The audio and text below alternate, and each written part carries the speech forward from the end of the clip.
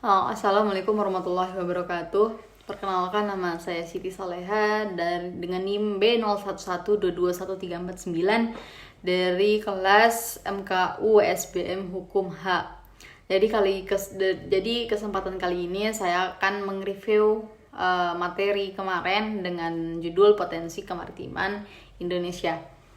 Langsung saja ke materinya. Judulnya Potensi Kemaritiman Indonesia. Yang pertama, potensi pembangunan ekonomi kemaritiman berdasarkan jenis sumber daya alam. Potensi kemaritiman terbagi menjadi dua bagian, yaitu sumber daya alam dan sektor-sektor kegiatan. Sumber daya alam dan kemaritiman terbagi menjadi beberapa jenis, yakni pertama, sumber daya dapat pulih, yaitu sumber daya alam yang dapat mengalami perubahan dengan sendirinya dan biasanya akan lebih berkontribusi untuk ekonomi. Contohnya itu seperti ada ikan, ada udang, ada terumbu karang, hutan mangrove, dan pulau-pulau kecil. Terus yang kedua itu sumber daya tak dapat pulih. Sumber daya tak dapat pulih itu sumber daya yang tidak dapat mengalami perubahan dan harus digunakan secara berkala dan sesuai dengan kebutuhan. Contohnya itu seperti bahan tambang, mineral, dan juga minyak dan gas bumi. Lalu yang ketiga, energi kelautan. Energi yang dapat dikonversi jadi energi listrik seperti gelombang, outage, pasang surut, dan angin. Jasa-jasa lingkungan. Terus yang keempat, jasa-jasa lingkungan. Sumber daya alam maritim yang dapat digunakan sebagai media transportasi dan komunikasi, keindahan alam, wisata bahari, dan sebagainya. Lalu yang bagian 2, potensi pembangunan ekonomi maritim menurut sektor kegiatan.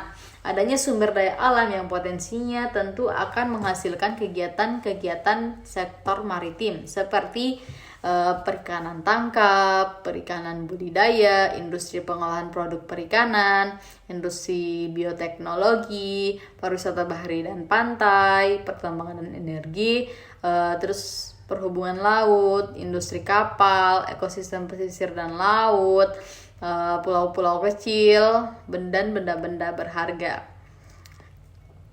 Lalu selanjutnya, potensi kemaritiman Indonesia di mata dunia. Posisi Indonesia yang terletak di antara benua Asia dan Australia serta diapit oleh Samudra Pasifik dan Samudra Hindia itu menjadikan wilayah perairan laut Indonesia sebagai perairan berproduktivitas tinggi dengan daya dukung alam atau natural carrying capacity yang kuat. Selain itu, letak Indonesia di wilayah tropis dengan tingkat perubahan suhu lingkungan yang relatif rendah itu sangat memungkinkan perkembangan berbagai hayati laut sehingga Indonesia dipandang dunia sebagai daerah mega biodiversity.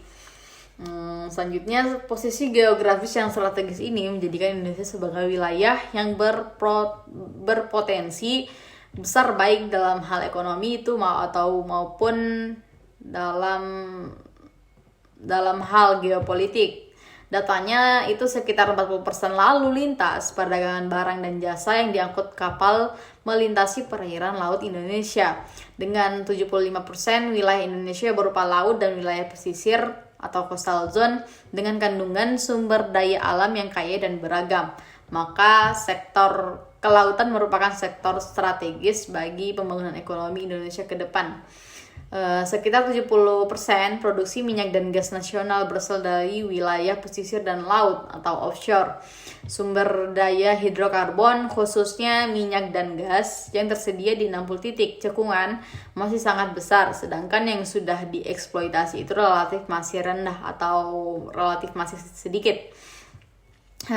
Selanjutnya, minyak tersedia sekitar 86,9 miliar barel dan baru dicadangkan untuk dieksploitasi 9,1 miliar barel. Sedangkan yang sudah diproduksi itu baru mencapai 0,387 miliar barel. Selanjutnya, gas tersedia 384,7 triliun standar kubik feet atau TSCF dan dicadangkan 185,8 TSCF, sedangkan yang sudah diproduksi itu hanya 2,95 TSCF. Lalu sesuai dengan pidato Presiden Joko Widodo dalam rangka pembukaan resmi ajang All Ocean Conference atau OCC kelima di Nusa Dua, Bali pada tanggal 29 Oktober 2018 menjadi bukti bahwa Indonesia itu memiliki peranan penting di mata dunia dalam bidang maritim. Dalam pidatonya berisi menegaskan bahwa Indonesia adalah negara bahari di mana wilayah Indonesia sebagian besar terdiri dari laut dan dengan laut pula lah telah memberikan jutaan manusia di dunia ini sebuah kehidupan. Kurang lebih 90% dari volume perdagangan dunia itu dilakukan melalui jalur laut dan sekitar 61% dari minyak dunia juga didistribusikan melalui laut. Diungkapkan pula bahwa nilai potensi dari kekayaan laut mencapai angka US dollar 24 triliun. Mungkin cukup sekian materi review yang saya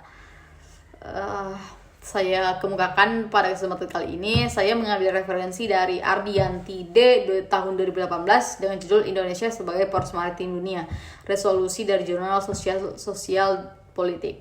Terus yang kedua Ismail H.A. dan Kartika E tahun 2019, peran kemaritiman Indonesia di mata dunia dari Jurnal Sains dan Teknologi Maritim. Mungkin cukup sekian, banyak kurangnya saya mohon maaf yang sebesar-besarnya. Assalamualaikum warahmatullahi wabarakatuh.